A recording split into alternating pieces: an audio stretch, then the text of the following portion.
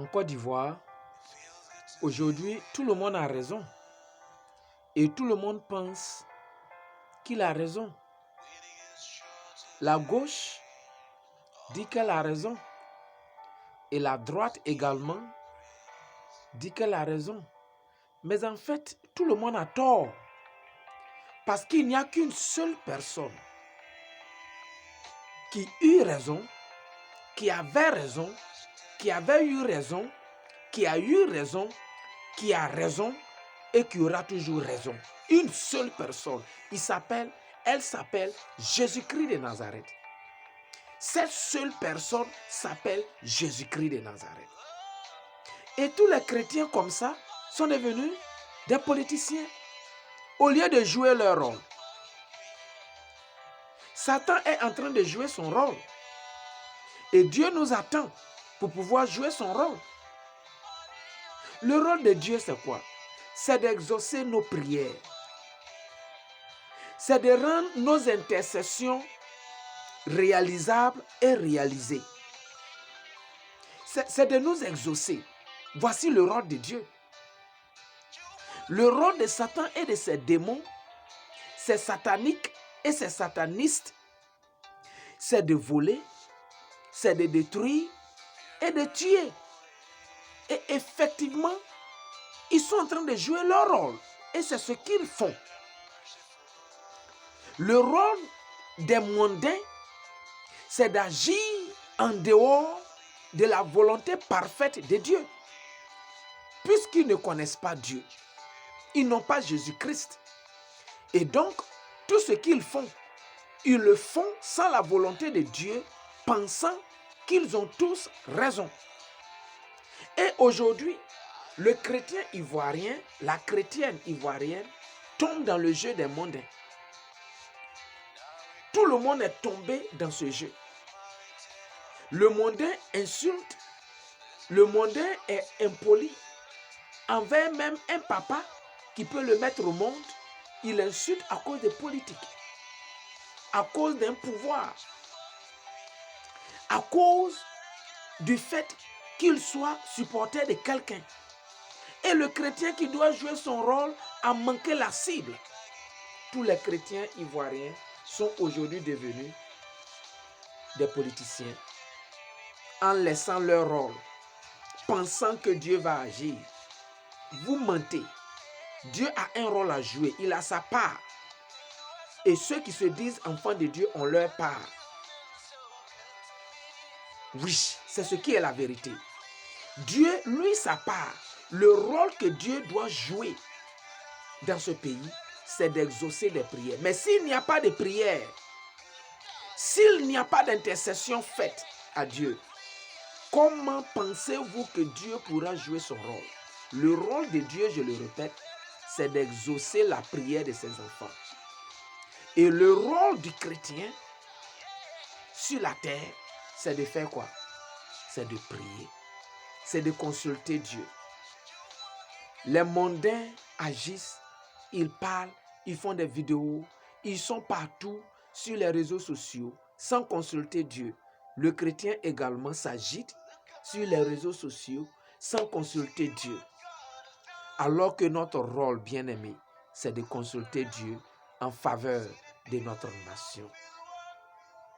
Quand vous lisez Matthieu 5, le verset 13, il est écrit: vous êtes le sel de la terre. Qu'est-ce que ça signifie, bien-aimé chrétien?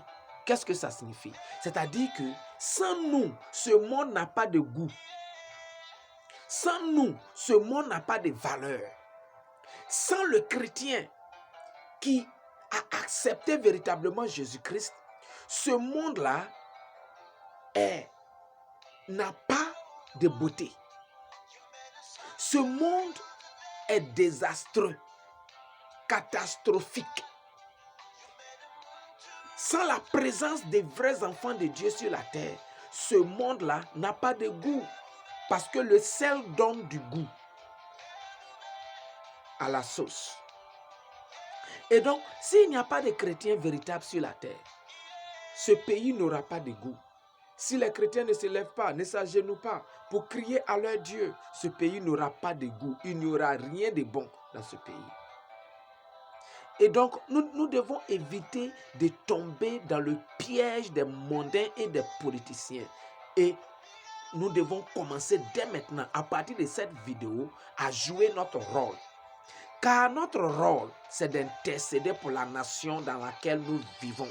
Car si la nation dans laquelle nous vivons, la nation où nous avons nos affaires, la nation où nous travaillons pour gagner notre pain de chaque jour, si cette nation n'est pas en paix, si cette nation n'a pas d'harmonie, si cette nation n'a pas de goût, parce que nous ne prions pas, parce que nous avons été déphasés, nous allons souffrir. Et quand ça va se passer, ce sont les chrétiens qui souffriront le plus. Parce que les plus favorisés ne seront pas les chrétiens. Ça sera les mondains. Je vais vous lire Ézéchiel 22, le verset 30. Ézéchiel 22, le verset 30. Il est écrit, la parole de Dieu, je la lis. Je cherche parmi eux un homme. Un homme aussi, ça peut être une femme. Dieu cherche, en tout cas, Dieu cherche quelqu'un. Ça peut être un homme, ça peut être une femme. Je cherche parmi eux un homme qui élève un mur, qui se tienne à la brèche devant moi en faveur du pays, afin que je ne le détruise pas, mais je n'en trouve point. Cette histoire de Côte d'Ivoire, cette période que la Côte d'Ivoire est en train de traverser, Dieu dit qu'il cherche un intercesseur, mais il n'en trouve pas au milieu de nous. Bien-aimé chrétien, ton rôle, c'est de t'agenouiller devant le Seigneur en faveur de cette nation que tu prétends aimer. Les gens parlent, les gens s'agitent et ils agissent sans la volonté de Dieu parce qu'ils pensent qu'ils ont raison. Tout le monde est en train d'agir parce qu'ils pensent qu'ils ont raison. Mais est-ce qu'ils ont consulté Dieu? Et si eux, peut-être, ils n'ont pas consulté Dieu, toi qui es le chrétien, cette vidéo doit t'interpeller. Mets-toi à genoux devant ton Seigneur. Consulte-le. Il te parlera et il t'exaucera en faveur de ta nation que tu prétends aimer.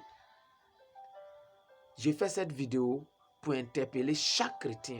Il n'est pas encore trop tard. N'attendons pas jusqu'à ce qu'il soit trop tard avant d'appeler Dieu.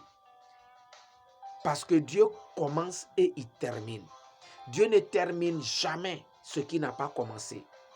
Et donc si nous commençons avec lui, il va terminer avec nous. Dieu n'est pas un magicien. Au moment du désastre, au moment de la catastrophe, au moment du malheur, c'est maintenant que vous les Ivoiriens, vous allez appeler Dieu. Bien-aimé, nous aurions dû l'appeler depuis longtemps. Mais je dis qu'il n'est pas encore trop tard. Nous pouvons maintenant nous mettre à genoux pour l'appeler en faveur de notre pays et il nous sauvera. Prions ensemble. Éternel, nous te confions tout ce qui se passe dans notre nation, la Côte d'Ivoire. Nous plongeons toute la Côte d'Ivoire dans le sang de Jésus. Que toute âme forgée contre cette nation soit neutralisée et paralysée. Que ça soit de la gauche ou de la droite. Que toute arme achetée d'ici ou d'ailleurs, qui est venue dans ce pays, qui est rentrée dans cette nation contre les vies humaines, que toutes ces armes soient dysfonctionnelles. Que toutes ces armes ne fonctionnent plus pour verser le sang humain. Sauve la Côte d'Ivoire, notre cher pays. Sans elle, où irons-nous? Nous n'avons qu'un seul pays. Nous n'en avons pas deux. Nous avons une seule nation. Sauve-la de toute catastrophe. Sauve-la de tout désastre. Sauve-la de tout danger. Au nom puissant de Jésus-Christ, nous avons prié. Amen.